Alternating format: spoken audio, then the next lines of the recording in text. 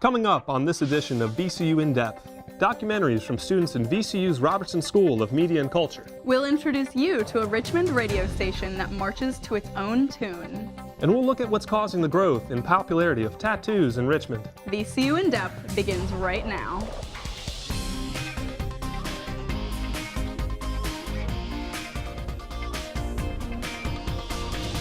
Good evening and welcome to VCU In-Depth. I'm Cassidy Hammond. And I'm Sean Boyce. Thanks for joining us as we feature documentaries from undergraduate students in VCU's Robertson School of Media and Culture. There are more than 1,500 low-power FM stations in the United States. These stations often provide alternative programming that can't be found on commercial full-power radio stations. For more than 13 years, WRIR 97.3 LP has been serving Richmond. Let's take a look at the people who make radio for the rest of us. All right, it is 9 o'clock Sunday night. You're listening to WRIR LP 97.3 FM Richmond. This is Bill Ferry, host of Center Development. I will be here for the next 2 hours bringing you the best in ironic, esoteric, absurd, and obscure recordings. It's the best freeform radio show on the planet. I'm here with... And it just felt like this is how humans are supposed to be. Everything's great about Richmond except, wow, the radio really seriously sucks. 12.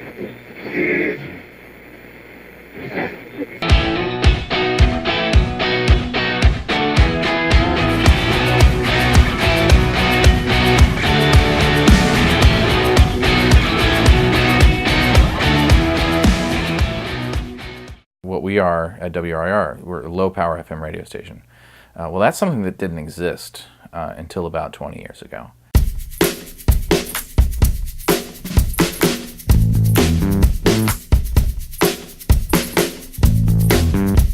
In the late 1990s, 1996, just after the Republican Revolution in Congress, they passed what was called the Telecommunications Act that allowed, for the first time ever, large companies to own more than one radio station in a single market. And it didn't take long for a whole lot of companies owning a whole lot of radio stations to become just a very few companies owning all the radio stations. Radio was not something that I was interested in. It's not something that I was listening to because it was horrible. it was a bad, commercial, programmed, corporate medium. I drove a car with a dead radio because Richmond radio was so bad. And this is back before the internet, back before MP3 players. And it was the founder of our radio station was one of the key people lobbying Congress to create a way for communities to get on the air. It turns out that there were 1,000 other groups all over the United States, left-wing and right-wing, all over the ideological map, that sent in formal comments to the Federal Communications Commission saying we want the low-power radio service to be established because it would be great for whatever their mission is. And they were all correct, it would. But when Tim Kaine accepted our desire for a resolution at Richmond City Council, he was on the FCC's Municipal Advisory Committee. So he knew all the jargon, he had kept track of all the controversy going back and forth within the FCC. He was the perfect person for the job. The FCC met and they passed it.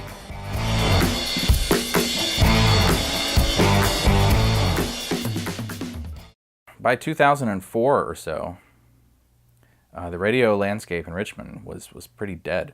And so a group got started up called Radio Free Richmond, which was an internet radio station. And in 2004, this was like, a lot of people didn't even have internet back then.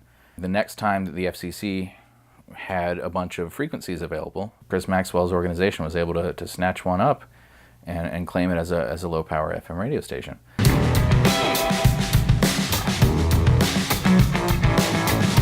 And so I got called up and put to a meeting where there was a bunch of really, really smart people in the room who had zero wherewithal on how to get things done. We set a date to set up the antenna on the roof. We had like a dozen, maybe 20 people showing up, climbing up a rickety ladder onto this rickety roof, in December, no less. Literally on the roof of this building, climbing up a weird ladder on the back, and hauling this thing up vertically into place. All for the sake of getting this crazy little radio station on the air, just because that's how much people wanted to have another voice heard. And so we were actually able to get it up to the 80 feet or whatever, and we tied everything down and kind of stood back and watched. All right, this is gonna work.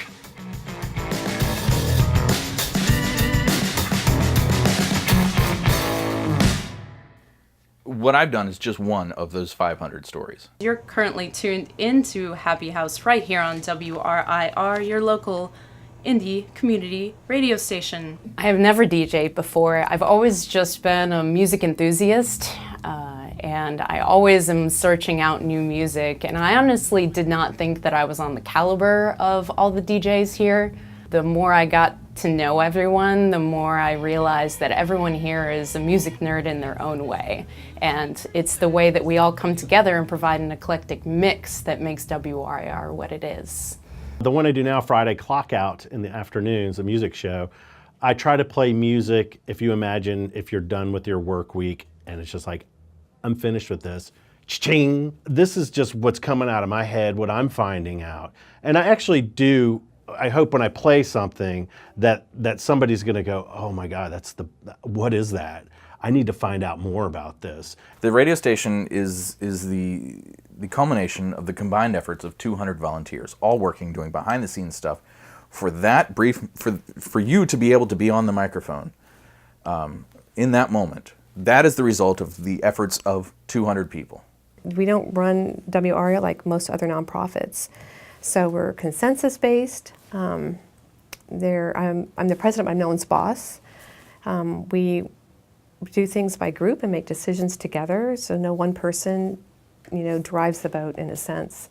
So we all work together to make it happen. We do as much work as any other multi-million-dollar radio station, but we do it for free, and it still costs money. We're not getting paid. We're not selling advertisements. The community supports us. We make our goal every year. We don't pay anybody, so we don't have that strain to keep salaries going. People here spend their time here because they love it and they want to do it. It's been a really grounding force, for me as an individual, and I think for a lot of people within this community, and also, a helping force. I mean, the station not just throws things at people, but provides opportunities for people to learn about how to create things and how to do things and getting job experience. I can be myself here more than I can in any other place. We create a platform for the community to be on. You hear people's voices and they're part of where you're from, and it's different. Sometimes you listen to WRIR and you know that these are your neighbors, these are your friends. That are accepting of anyone and everyone. And I can bring people's voices out into the world and give them a chance to say the things that they need to say and tell their stories, because commercial radio just took that away. You think radio's dead. People don't need it. They have Spotify, or they have their phone, or they're just picking songs out of the air. But it's not true, and it's a really good feeling, not from an old guy's point of view, but more from a yes, this message of music is getting through, this message of news. Looking to find new listeners, and we enjoy that we are dedicated to the City of Richmond. The City of Richmond is our home. We're also looking to expand that, and so we're looking for ways to creatively and frugally expand our broadcast reach. It's ephemeral. It changes based on the volunteers that are volunteering here. I would want it to keep looking like what it looks like, and if it looks different, because of who's involved or what the community is and what the needs are, then that's what it is. I think what's incredible about WRIR is that it has been a completely organic entity. I have no idea, but it's going to be good. Through different ways we connect, that's the reason why I'm so happy our paths intersect. This trajectory of my career, it wouldn't be what it would be if it weren't for the people on 97.3. Yeah.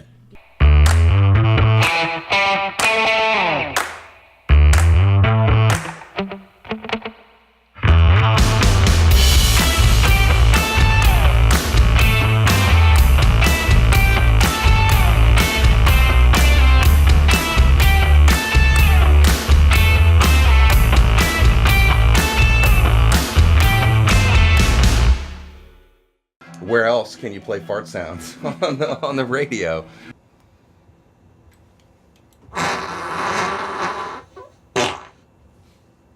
Quality programming. Nobody else does fart sounds like Seinfeld. And we're back in the studio. Joining me now are the student producers of YRVA, Jeremy Jackson, Tiffany Brinkley, and Serafina Saki. Guys, good job. Let me ask you this. Why millennials? I mean, we hear a lot about them, but why did you specifically choose millennials as your topic? I think the reason that we chose it is because you hear so much about millennials, and I feel like a lot of the coverage may be unfair or a little bit biased, so who better to do a project or a documentary about millennials than millennials themselves? Mm-hmm. Did you have a pretty good idea what you were going to find going in? Yes, and I think the scope was so wide enough, there was so much for us to choose from when talking about millennials. So our documentary, we decided to reference the cities that act as attractors to them. Yeah. You talked about how Richmond was such a millennial hotspot for living. Do you think you would have done this subject if Richmond hadn't been that kind of destination? Maybe we could have taken the opposite approach and see what they were doing wrong when looking at it, or comparing them to maybe another city that's very close. Uh-huh. Okay. Tiffany, let me ask you, is there anything surprising in particular that you found out? I mean, you obviously did some research and you had things that you knew going in, but what about surprises? I actually thought it was surprising that they were living in Richmond. I thought that most of the people that were here were for school, but we found out that they were actually living here, working here, and contributing to the culture and creating a community. That was fascinating to me. Yeah, I thought it was interesting. One of the things you pointed out, we were the #2 destination, I think, for millennials, and Virginia Beach was #1. So Virginia has the 2 top spots for millennials to settle. Was that surprising to you? It was, well, it was for me because I didn't really think Richmond was that great until we started talking to people, and then we realized that there's actually a community here. You just kind of have to know about it and live here to find out about it. Yeah, come on, you know Richmond's great. Serafina, let me ask you, what was harder for you, getting started, or once you got started, keeping the momentum going? I think it was keeping it going because that's when we had to decide what to put in there, what not to put in there, which angle we're going for and whatnot. So I think keeping it going was a bit harder for us. Did you find that times you had to redirect, when you were in the middle of it, we got to go in this direction, that kind of thing? Yeah, we did. I mean, they came together. We all did come together to, make it work. So I think keeping it going was a bit hard for us. Okay. All right, well, thanks. We've been talking with the documentary students and producers, Jeremy Jackson, Tiffany Brinkley, and Serafina Saki. Interesting topic, guys. Thanks, Dr. Oglesby. The popularity of tattoos as body art has increased enormously over the past few years. In a city as artistically focused as Richmond, you're more likely than not to run into someone with a tattoo. Over the past 20 years, the growth and perception of tattoos has shifted dramatically to a more positive light. In this next documentary called Ink City, we take a closer look at the invasion of tattoos in Metro Richmond. It's just part of your charisma. It's kind of an expression. It's a way you want to express yourself through art. It's an artistic expression, especially if you give it a meaning.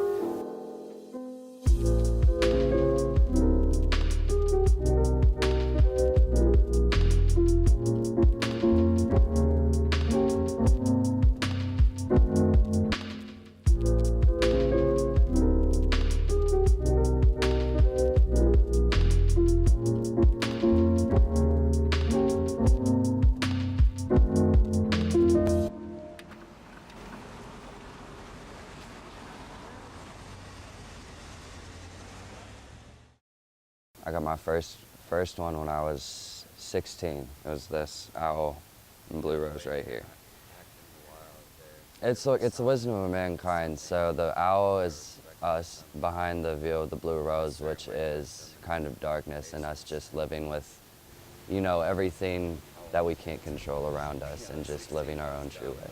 I'm taking my time on my tattoos because I did rush into it rather quick, I feel, and I have a lot of time to process what I want to do because I want to do a lot. I want to get a lot more done. When I first moved here 7 years ago, I was completely shocked because I was like 13, 14. A lot of kids my age had tattoos.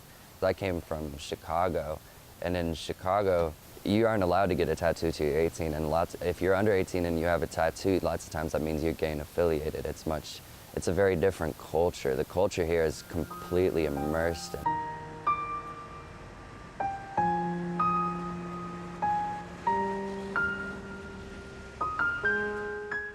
Richmond's got one of the deepest, thickest tattoo scenes in the world. You know, back in 1988, they had this tattoo club that actually met here in Richmond, and all the best of the best throughout the world came here specifically to meet, and they did tattoos on people around here.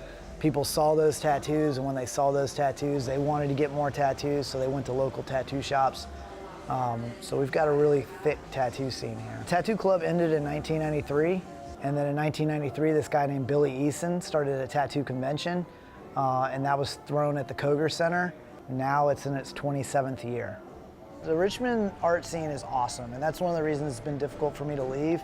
And the only way that I would move anywhere else is if it had an art scene as thick as this, and there's very few places that do. I mean, we've got a great restaurant scene, we've got a great mural scene, we've got a great tattoo scene. Being a smaller city where it's more compact, I think you notice tattoos, because I think it's, you know, the popularity is based on population, obviously per capita. So, you know, Richmond being smaller and more compact like that, it just seems like everyone has a tattoo. A lot of it has to do with VCU being such a large art school. You know, so you get that more eclectic feel, that more individual feel just from kids coming here that, you know, that are already artistically expressive and creative and stuff like that. The way it worked for me is I saw it amongst other people when I moved here, and I fell in love with that idea of having a tattoo. So in that regard, yeah, it did influence me to get tattoos. But I chose it because I loved it and I wanted some to represent me. There's a bunch of different angles on why people get tattooed. They get tattooed for a purpose, and they get tattooed for a memory and stuff like that. But then you've also got your people who get tattooed kind of like to collect art.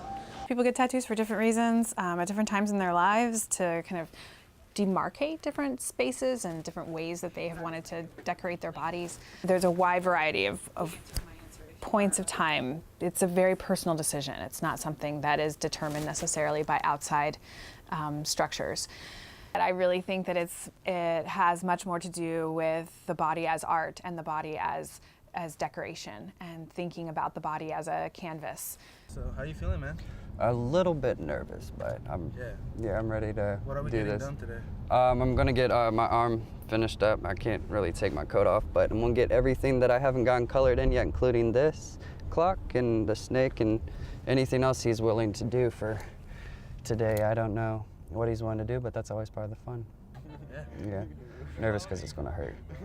It hurts. Oh, it hurts. Like, I don't know. People say that it doesn't hurt, but this hurts. It hurts. It hurts a lot to me, especially when it gets like up here. The elbow is gonna hurt. Like, here's gonna hurt a lot, and of course on the bone always hurts.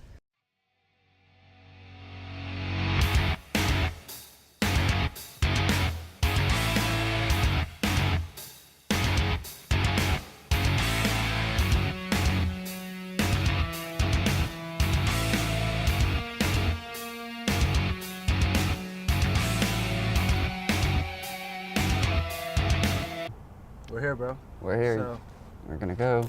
Scared as We're gonna rock and roll. Let's go. good luck, bro.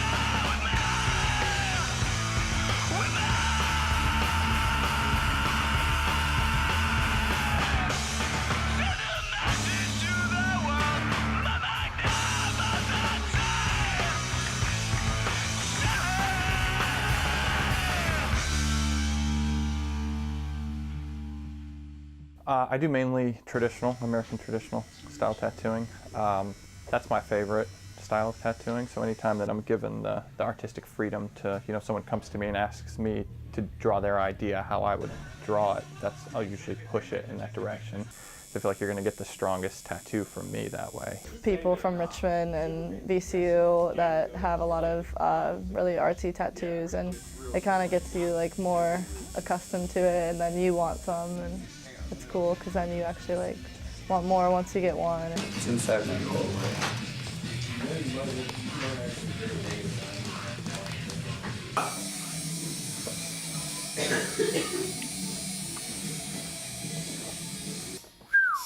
Thank you, man. Oh man, he did a lot. He colored in the snake. He changed the head, scaled it, made it. You can't really see it because it's green and purple. He colored in the watch, made it gold. He did a lot of good shading there. He also reshaded the base blue, and retouched up my heart down here, and a couple other things. But I'm gonna hit him up soon, and I'm gonna get this top done. And then it'll be about close to complete this here sleeve of mine. I think the perception of tattooed people has shifted substantially. I think one of the main reasons is because it's kind of found its way into the more pop culture. I also think the people who are collecting the tattoos aren't like the criminals and the bikers and stuff that used to be associated with tattooing. I think we tend to say this with a lot of things, but like cell phones and stuff like that, like everything is so accessible now, and tattoos are no different. I mean, you open up your Instagram and you're probably going to have a sponsored ad for tattoos or something like that. You turn the television on at night, and there's probably 2 or 3 networks that have different shows about tattoos on. We do more work at home, and we do more home at work, right? So some people are bringing their children to work, people are bringing their personal identities into work as well. And if that personal identity includes tattooing, then I think that there's going to be space created at work for that.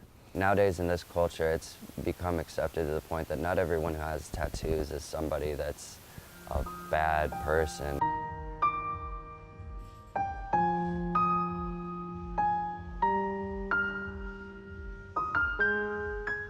When I started tattooing in Richmond back in '99, there was no regulations whatsoever. And throughout the course of the past 20-ish years, they've started implementing a lot more rules.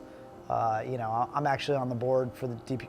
I'm not on the board, but I'm one of the people that's helping shift the rules into a safer way for the public here in Richmond, and also for the artists as well. We're very heavily regulated, and and it's a professional industry with standards, and so that also, it's safe. It's way safer now than it ever was before. So that, I think that will ultimately just increase the popularity in it. That you don't have to think twice about it. Tattoos are like fashion. The trend will shift, and eventually that trend, tattoos will be around for a while, but the style of tattoos are going to shift. Oh man, a couple hours later and a lot of ink and a little bit of pain, and the game is good,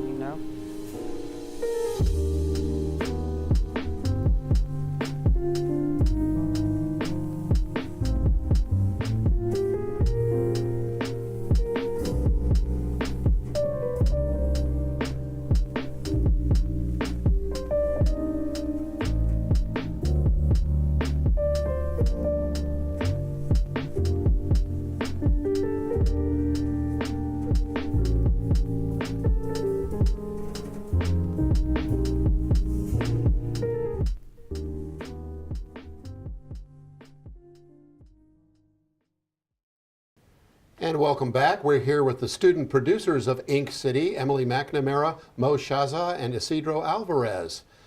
Good job, guys. Thank you. Thank you. Emily, let me start asking you, what was the biggest challenge of doing a documentary like on, this one, on this particular subject? I think our greatest challenge that we faced was narrowing down who we wanted to put in it. So many people, when it comes to tattoos, are so passionate about what they're getting because it's either a memory or something that they really love artistically. So they're very passionate when they were talking about it. One of our interviews lasted 45 minutes long, just to say that easily. So I think that was the biggest challenge, was finding the best sound bites and putting it together. And then you have to go back all through that and Yes. figure out what you're going to use. Which and, takes yeah. a long time to do, so that was difficult. Yeah. Mo, did this topic, was this one you wanted to do from the beginning? Did it mean anything to you? Or? At first, it was not like our first choice, but then we started brainstorming and talk about it more, and we thought that it would provide a lot of visual aspect to our viewers, so that's why we chose it. Uh-huh. What did you find to be the biggest challenge in producing it? I think the biggest challenge was just getting it down within a time limit of 10 minutes, because when we had the rough cut, it was about 30-something minutes, and just getting it down to 10 minutes, we had to sacrifice a lot of good quotes that we thought were worthy to be in the documentary, but I think at the end of the day, we sent the message across pretty well. I think a lot of people are surprised when they find out how much ends up on the cutting room floor when you do something like this. Right, yeah. Excuse me. Isidro, what did you enjoy most about doing this documentary? Well, I enjoyed, the creativity aspect of it. We got to explore a lot of the techniques that we don't normally get to use in short form. So it definitely gave us that creative outlet to explore that. I really enjoyed that, and my teammates did as well. Did you all feel proud of the final product? Yeah, I think we really enjoyed it. I really liked our human interest. We wanted it to be a documentary that was for the people because we wanted to make tattoos seen in a good light, because that's kind of how they are now. People enjoy them for all sorts of reasons, as we showed in the documentary. So our human interest story, I think, was the best point. How about the group collaboration? How did that work out? Very well. I loved it. Yeah. I think we were a great group. Yeah, we're all different people. Yeah, so it's just and we came together really well. Kind of found a way to work together? Yeah. Okay. Well, thank you very much to the producers behind Ink City, Emily McNamara, Mo Shaza, and Isidro Alvarez. And thanks for the colorful doc. Thank you. Thanks again, Dr. Oglesby, and all the documentary students. That does it for this edition of VCU In Depth. Thank you for joining us. I'm Sean Boyce. And I'm Cassidy Hammond. For all of us here at VCU In Depth, good night.